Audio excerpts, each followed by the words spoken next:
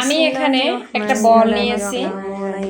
আমার কিন্তু এই বলও আছে, কিন্তু এই বলে আমি বিট করব না, কারণ সাদা দেখাবে। এই জন্য একটা দেখাবো আমি কলা এই দিয়ে গাবলাটায় বিট আমি করব।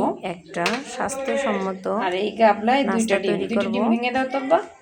ডিম ভেঙে এই দেবো যে আগে? আমি সাদা বল নিয়ে আমি নিয়েছি একটা গাবলা, কারণ সাদা গাবলায় কুসুম আসতে হয়, অন্যরকম দেখাবে, এই জন্য আমি দুইটা ডিম কুসুম ভেঙে দিয়ে নিয়েছি। গলিয়ে খোসা উঠাও। আরেকটা দাও,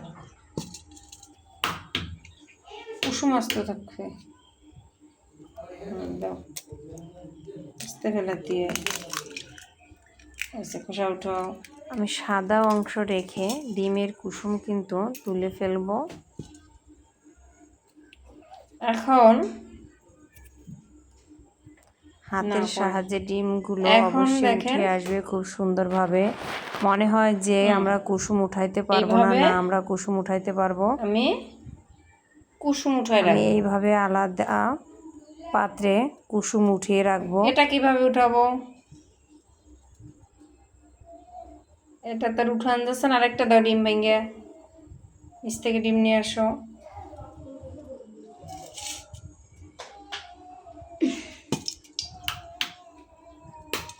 কুসুম যেন আসতো পরে, পরে আসতো।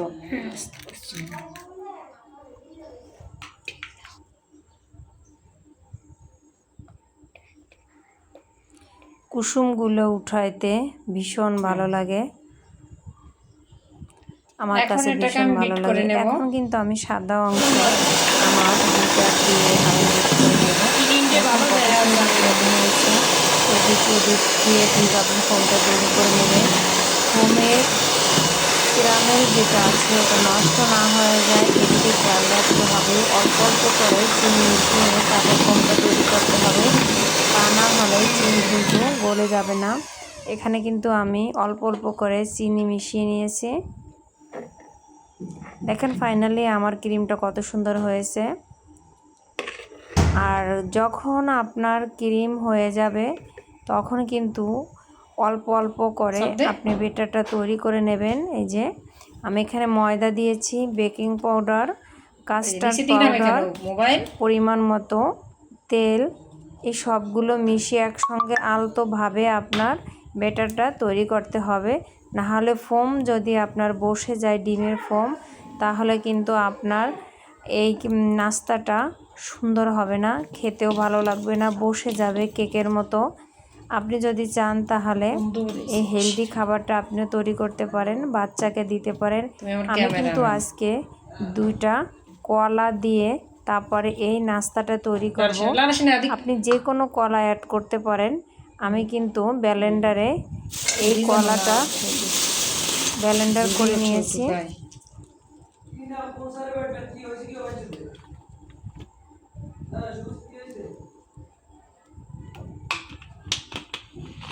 আমার পরিমাণ মতো আমি তেল দিয়েছি।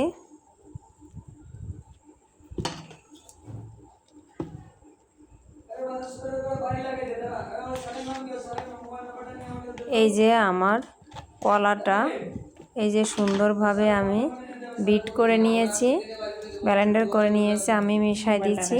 আমি যখন মিশিয়ে দিয়েছি খুবই একটা ফ্লেভার আসবে। আর এই নাস্তাটা আপনার বাচ্চাকে আপনি খাওয়াইতে পারেন, খুবই হেলদি একটা নাস্তা।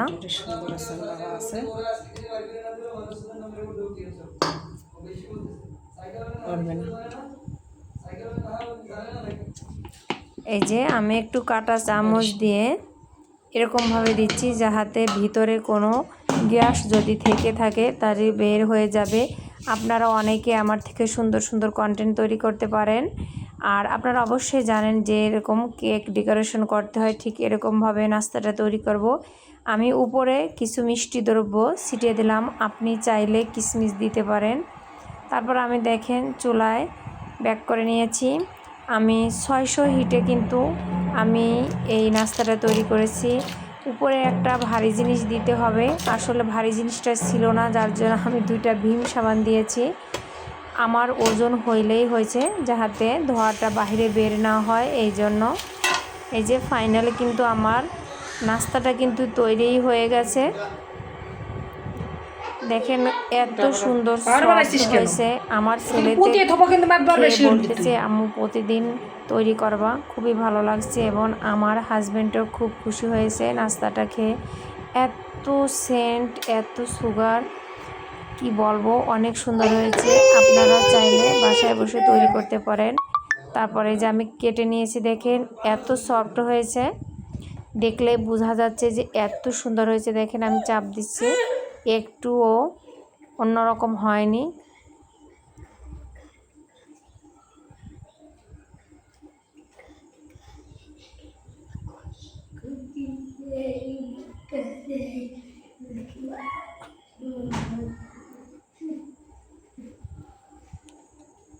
পিস পিস করে কেটে রেখেছি সবাই পরিবেশন করার জন্য। সবাই পাশে থাকবেন ইনশাল্লাহ, আমিও পাশে থাকবো। খুদা হাফেজ।